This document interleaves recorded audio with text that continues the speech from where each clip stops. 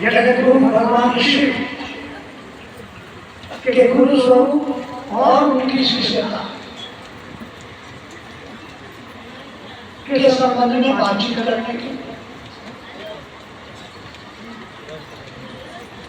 जब हम पलट कर देखते हैं 10,000 साल पहले के हड़प्पा और मोहनजोदड़ो के ध्वंसावशेष जिसको इतिहासकार कहते हैं कि विश्व की 7 सभ्यताएं विलुप्त हो गई, उनमें हड़प्पा मोहनजोदड़ो सिंधु घाटी की सभ्यता भी एक थी। तो उसके अवशेषों से प्राप्त होता है एक देवता पूजा जाता था जिसको पशुपति कहा जाता। उस समय जो पूजा की पद्धति थी वो पूजा थी, पूजा यानी प्यार यानी समर्पण। यही पूजा की पद्धति धीरे धीरे आगे बढ़ती गई, समय बढ़ता गया, वेद आए, कर्मकांड आया और कर्मकांड से उभर के ऋषियों ने उपनिषदों का खंडन किया। पुरानी टूटी फूटी नाव है जिस पर चढ़ के आप डूब जाएंगे। तो आया ज्ञान का, ज्ञान की चर्चा चली, इसके बाद में आया भक्ति। ये तो प्राचीनतम काल से चली आ रही भक्ति की धारा है, जिसको आगम कहा गया। और इस आगम और निगम शिव के द्वारा जो उपदेश दिया गया भगवती को, भगवती ने प्रश्न किया तंत्र क्या है, महादेव ने उत्तर दिया हे शिवा हे भगवती तंत्र कुछ नहीं, प्यार और समर्पण। शिव के द्वारा जो उपदिष्ट ज्ञान हुआ आगम कहलाया और भगवती के द्वारा जो ज्ञान दिया गया निगम का। तो जहाँ एक और कर्मकांड और ज्ञान कांड की धारा भारतवर्ष में बहती रही और नतीजा आया 4 वेद, 108 उपनिषद, 18 पुराण, महाभारत, रामायण, वाल्मीकि रामायण, रामचरितमानस और अन्य ग्रंथ। इन ग्रंथों में हमको एक बात मिलती है सामान्य रूप से। आगम शास्त्र ने कहा कि शिव गुरु हैं, आदि गुरु हैं, गुरुओं के गुरु हैं, जगत के गुरु। उनके बहुत सारे रूपों की चर्चा हुई, लेकिन जो सबसे सुंदरतम उनका था ज्ञानदाता स्वरूप, जिसको कहा गया सदाशिव, जटामूर्ति और दक्षानंद।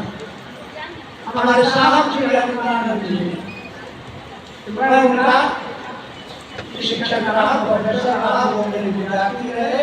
कुछ ऐसा संयोग आया कि 1966 में वो मेरे विद्यार्थी बने, मैं उनका प्रोफेसर। लेकिन अध्यात्म की दुनिया में वो मुझको पकड़ कर ले जाते थे।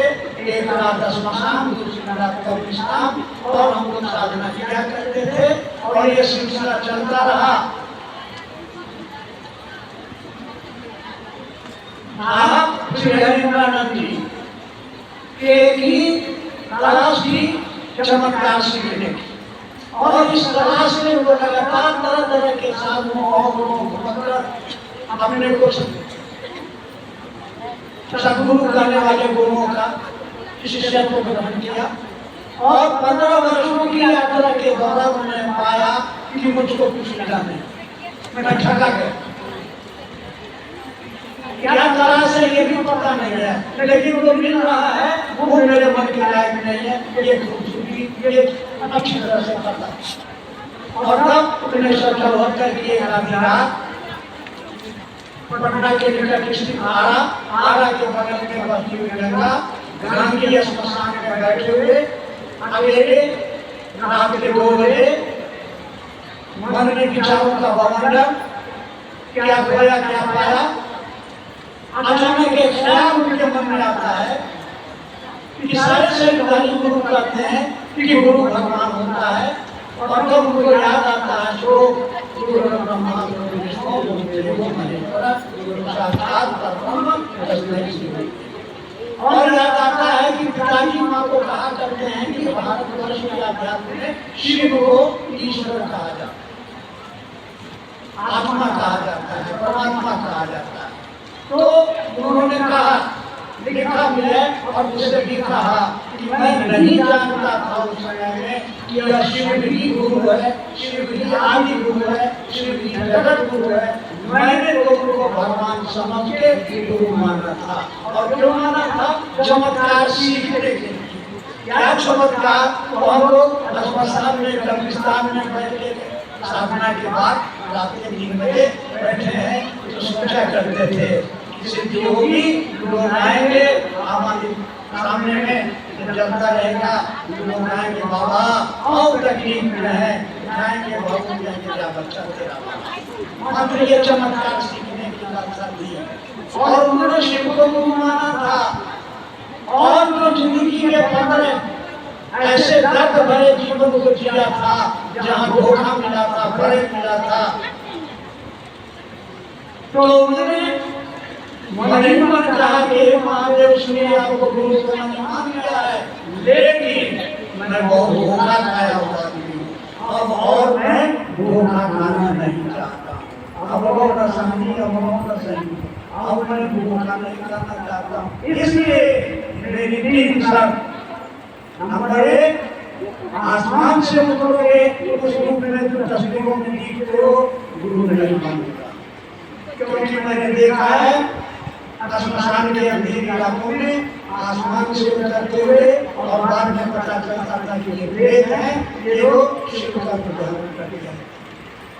दूसरी शर्त, आदमी बन करके आओगे, कहोगे कि मैं महादेव हूँ, मैं आपको गुरु नहीं मानूंगा, कुछ नहीं देता। रावण साधु बन करके आया, सीता मैया को उठा के ले गया, कौन भरोसा है असली कौन नकली कौन? इसलिए तीसरी शर्त, अब आपको गुरु माना, सीखेंगे तो से सीखेंगे। उन्होंने शिष्यानुभूति में लिखा, ज्ञान प्राप्ति की उच्चतम अभिलाषा का अस्थायित्व शिव गुरु से ज्ञान की प्राप्ति है। उनके पास कहा कि उनमें कोई श्रद्धा नहीं थी, कोई विश्वास नहीं था, अगर था तो एक संकल्प था, एक विचार था, और विचार था सीखेंगे तो गुरु से। अब ये सब किसी और के आगे नहीं। नीलम दीदी ने मुझको बताया था कि उन दिनों अकेले बैठ के रोते थे साहब, कहाँ जाए, किताबें नहीं बता रही है, कैसे शिव को अपना गुरु बनाया जाए। कोई व्यक्ति नहीं मिल रहा है जो राह दिखाता कि ऐसे करो शिव गुरु बनाएंगे, बैठ के रोते थे। और तब चमत्कार हुआ। ये पहली घटना वैश्विक में मैं फिलोसफी का प्रोफेसर, मैंने भी पढ़ाया, विषय पढ़ाया, सारे धर्म पुस्तकों को पढ़ाया, लेकिन यह अद्भुत घटना शिष्य की शर्तों पर गुरु ने काम किया। 1 साल के बाद मुजफ्फरपुर के तुर्की नामक स्थान पर अपने पिताजी के बंगले के सामने बैठे हैं, शाम को आम के पेड़ के नीचे कुर्सी पर आदमी चाबी का पूछा और सोच रहे होंगे, अचानक लगा कि जो सांस अंदर जा रही है तो नमा गया और जो सांस निकली तो सीधा, और मुंह से निकल पड़ा मेरे को खोटे तो नहीं, और हाथ की चाबी निकली। ये इतनी ऊंची आवाज थी कि दूर बैठी माँ आनंद से पूछ रहे हैं कि आप बुलाई हो रहा। 2 बार जब उन्होंने निकली किया तब इनका होश आया, चाबी उठाई और आध्यात्मिक और कोई कुछ नहीं, कोई आदेश, कोई निर्देश नहीं, इनके अंदर एक शक्ति आ गई। क्या? ये किसी के बारे में दुख सुनते, दुखड़ा सुनते, सोच लेते और उसका दुख दूर हो जाता। ऐसी कुछ घटनाएं हुई तो उन्होंने एक भय लगा कि कहीं कहीं किसी जिन्न ने, किसी प्रेत ने, इसलिए केवल अपनी धर्म पत्नी नीलम माता को बताया, किसी को मैंने नहीं माना। 8 वर्षों तक किसी को नहीं बताया। 8 वर्ष के बाद जब भजनपुरा बंशी बन गए तो बचपन के साथी को श्मशान में साधना करते थे, आए दूसरे लोगों ने कहा कि हम लोग अभी भी साधना श्मशान के करते हैं। साहब ने कहा रे क्या पसंद साधते हो, महादेव गुरु है, महादेव को गुरु बनाओ। तो उत्तर मिला, आखिर जाने से महादेव गुरु इनको आश्चर्य हुआ कि जिस रात को मैंने सीने में दबा के रखा था इनको कैसे मालूम हुआ। पूछने पर कहा कि तो किताबों में लिखा, लाइब्रेरी की सलाह के किताबों में कुछ और घटनाएं घटी। एक ने चैलेंज कर दिया कि चलिए मंदिर में प्रसाद चढ़ाइए, अगर महादेव प्रसाद खा लेंगे तो हम आपकी बात मानेंगे। और वो गए 50 रुपये लेकर के गए। आज में वो हम लोग गए वो पंडा जी जीवित है, उन्होंने गिर के रखा मिठाई को और साहब लेके गए। तो वर्षों ने इसने श्मशान की साधना की, तो नहीं जानते कि यह वाहन क्या है, क्या करने से महादेव आएंगे प्रसाद खाएंगे। वहां जाके क्या कहा, इज्जत रखियो, धीरे से कहा और रख के बाहर आ गए। पट बंद कर दिया गया। अचानक बिजली गुल हो गई, कुछ देर के बाद बिजली भी आ गई। पंडा जी ने उठा के आगे गए, देखा आग लगी थी, पश्चिम चली गई थी। और उन्होंने देखा कि 15 रसगुल्ले गायब थे और बाकी को किसी ने ब्लेड से काट दिया। सबको इकट्ठा करके उनको दे दिया गया कि गाड़ी के कार में बैठ गए। पंडा जी यहाँ पे बैठे, हमको भी पता बहुत आग्रह किया। साहब ने कहा आप लोग तो बताते हैं कि महादेव प्रसाद नहीं खाना चाहिए, दरिद्र हो जाओगे। पंडा जी ने कहा कि हम लोग आपके लिए प्रसाद तो चाहिए ही चाहिए। कहने पर साहब ने प्रसाद दे दिया और तब से 40 साल हो गए प्रसाद खा रहे हैं, आज तक कोई दरिद्र नहीं है।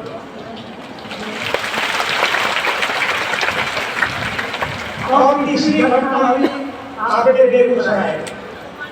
साहब एक मजिस्ट्रेट साहब के घर पर ठहरे, रात के समय बच्चा बड़ा सुबह रघुपति साहब मजिस्ट्रेट साहब भगवती के भाषण 4 बजे भोर के उठे अपना मीटिंग जाने लगे। साहब की मीटिंग गई, वो बरामदे में बैठ गए।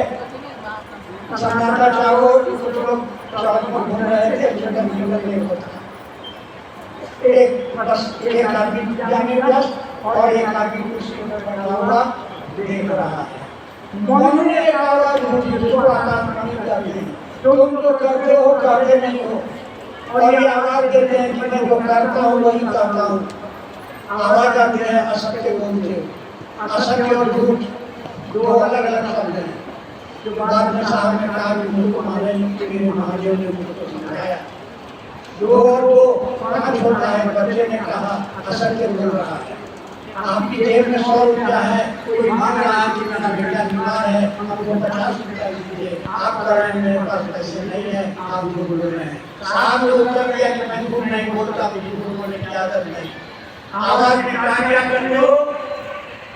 उन्होंने उत्तर दिया कि मैं लोगों को शिष्य बनाता करने के लिए क्या कर रहे हो? आवाज ने पूछा और साहब चुप हो गए। समझ में आ गया क्योंकि वो लोग समझाते थे पति मारो ध्यान करो साथ चक्कर महादेव को नमः शिवाय से प्रणाम करो।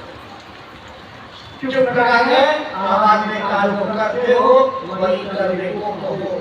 तब उन्होंने कहा क्या महादेव को उपचार की जरूरत है? और इसके उत्तर में एक छोटा वाक्य सुनाई दिया जिसको सुनते ही समझ में आ गया कि ये मंत्र क्या है, ये तंत्र क्या है, ये यंत्र क्या है।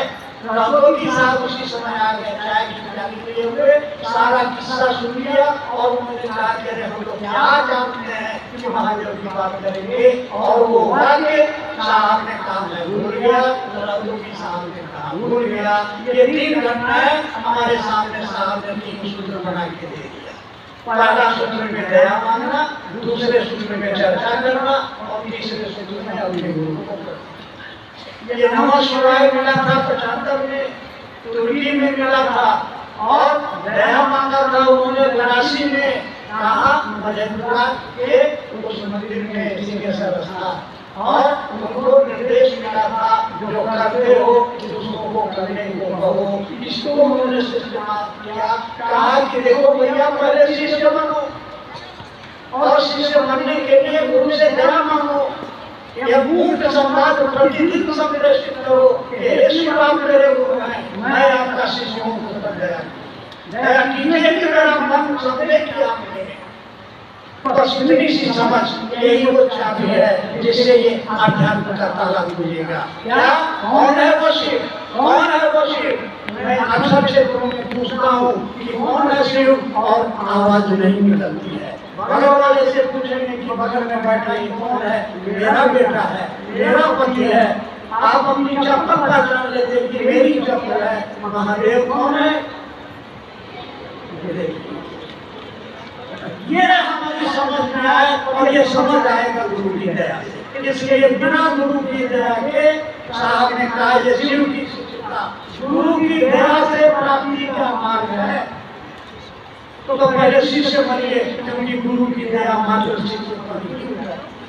जैसे आप अपना शिष्य भाव देंगे, आपके अंदर बैठा हुआ गुरु भाव सक्रिय हो जाएगा। जिस डिग्री पर आप शिष्य भाव देंगे, उस डिग्री का गुरु भाव आपके अंदर जग जाएगा। इसीलिए वो जगत का गुरु है। साहब जी ने अध्यात्म की दुनिया में कुछ परिवर्तन किया। आज तक हमारे अध्यात्म की दुनिया में था कि मोक्ष मूलक गुरु कृपा। साहब ने कहा कि मोक्ष की प्राप्ति भोग और मोक्ष को कोई सदगुरु मात्र अपनी दया से आपको देगा। कृपा का मन गौरव तप मैं करना नहीं। दया पाने की स्थिति में जाना है, और दया मिलेगी गुरु की दया मिलती है। शिष्य बनिए, और शिष्य बनने के लिए स्थायी शिष्य भाव कैसे पैदा होगा, इसके लिए मुझे साइकोलॉजिकल प्रोसेस किया। ये 3 काम करना है। हम लोग बोलते हैं, मंच से भाषण देते हैं, साहब ने 3 सूत्र दिया है, चर्चा दया नमन, चर्चा दया नमन। साहब ने साफ साफ शिष्य में लिखा ये 3 काम करना है। दूरी जब तक आप करेंगे नहीं, वो परिणाम नहीं मिलेगा, वो आपको मिलेगा। क्या मिलेगा? गुरु ज्ञान देते हैं। ज्ञान माने क्या? मैं फिलॉसफी का प्रोफेसर, 3 साल का समझते थे। साहब ने समझाया कि ज्ञान, गुरु ज्ञान देता है। ज्ञान माने समझ। क्या समझ देता है? रहना नहीं देश में रहना। ये समझ आ जाए तो ये हड़ाहट, ये टक्कर, ये लड़ाइयाँ, ये झगड़े सब खत्म हो जाएंगे। ये समझ गुरु देता है। क्या समझ देता है? और 2 मिनट और लेंगे। एक बार मैं कहीं से आया, 2 भाई साहब के पास बैठे थे। साहब ने कहा कि साहब आप बड़े हो गए हैं, बुढ़ापा में आपको देखभाल कौन करेगा? पत्नी करेगी, बच्चे करेंगे, या महादेव करेंगे? हमने इसको हास्य समझा। हमने इसको बेटे में या पत्नी है, बेटे देखे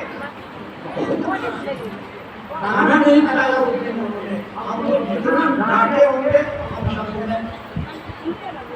और इसके 6 दिन के बाद मेरा शुगर बढ़ के 500 हो गया। कहा जाइए आप घर जाइए, पत्नी देखेंगी।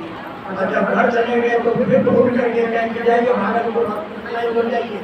होने के लिए बेटा लोग हम लोग कहा कोई तैयार नहीं होगा, किसी को फुर्सत नहीं मिल रही थी, छुट्टी नहीं मिल रही थी। एक तो भाई को पकड़ा, हॉस्पिटल में देखे तो गया, कहाँ है?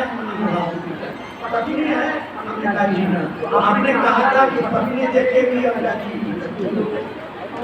बेटा है, हमने जी बेटा भी नहीं है। तो आप बोले थे बेटा देखेगा, हमने जी गलती हो गई। कौन है आपके साथ? मैं गौतम को भेज रहा हूँ, तो गौतम मेरा बेटा है। गौतम को भेज रहा हूँ, मत समझिएगा कि आपका बेटा है। मैं शिव शिष्य को भेज रहा हूँ। और अगर गौतम अगर बुलाए